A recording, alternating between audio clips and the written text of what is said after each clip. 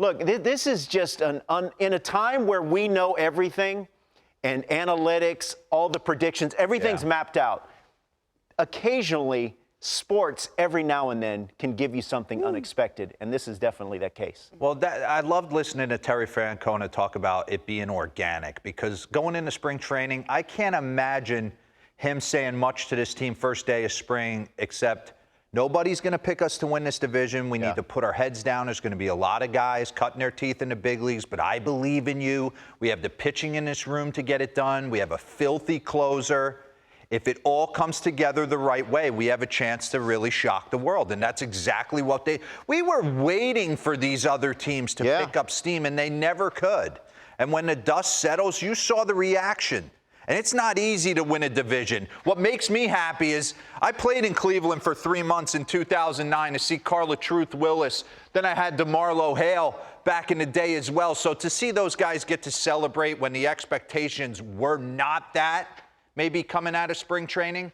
And now, don't get it twisted, they're a scary out because people are well aware of the brand of ball they play. Yeah. They know pitching-wise they're going to have a tough time dealing with some of these monsters. So I want to give them the three-tile treatment as the champions right here, because this is what you're going to have to deal with. First off, Shane Bieber. Okay, pause this real quick.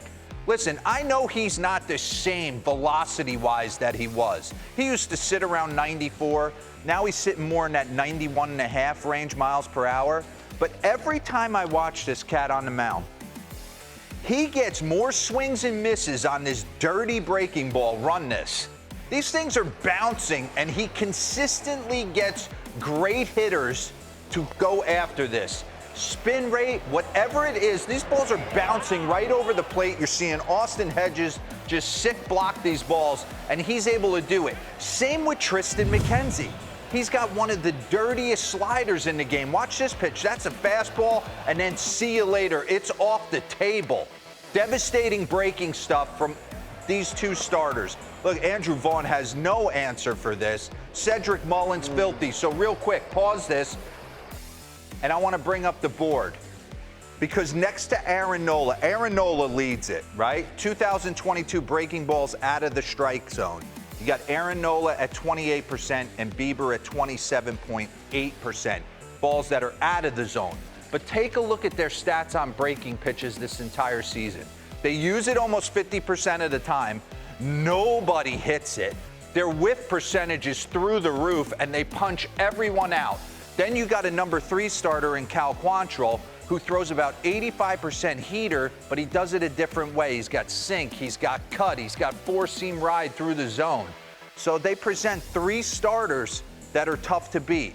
Okay, now a lineup that doesn't punch out. They got an MVP candidate in Jose Ramirez every year. They've gotten some young production. Some guys have stepped up. Stephen Kwan, remember him? Started the season, he was the toast of the town.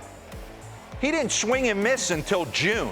And the left on left, if you can do this, keep that front shoulder in, high leg kick, lead off the game, slap the ball the other way, and then if I get count leverage, occasionally ambush you. He hits a grand slam yesterday to kind of put that game on ice. So him in that leadoff spot has been unbelievable. And then, okay, defensively, Andres Gimenez at second base. Let me tell you, when we get to it, pause this real quick. Pause this real quick, because I got to give some of these numbers. Kevin Dillon did an amazing job with these numbers.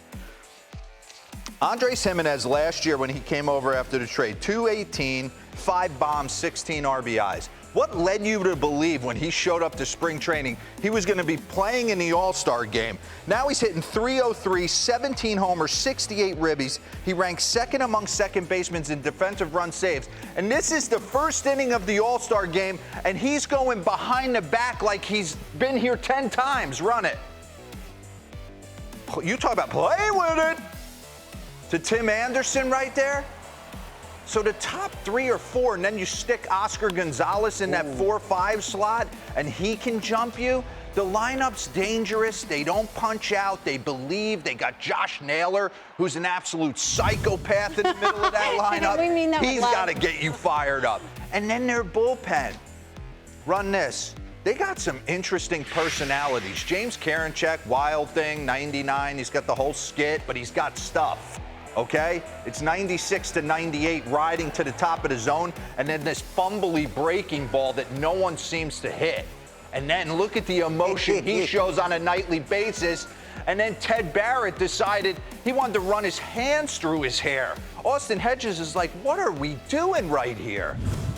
And then Emmanuel Clase, the dirtiest closer in the game. 100-mile-an-hour cutter. So they present a very different style of baseball. Can you piece together 3-4 knocks off some of the game's elite starters in the postseason? Kind of tough to do. But I don't think anybody wants to play the Guardians right now. So hats off to Terry Francona, that whole organization, and they should seriously be enjoying themselves. But also, if I'm him, I'm telling them, we're not done. We got a chance here. Defying the odds from the start, Yeah, right? we got a chance. They match up well. Yeah, and as you mentioned, possible matchup with the Seattle Mariners in that first round.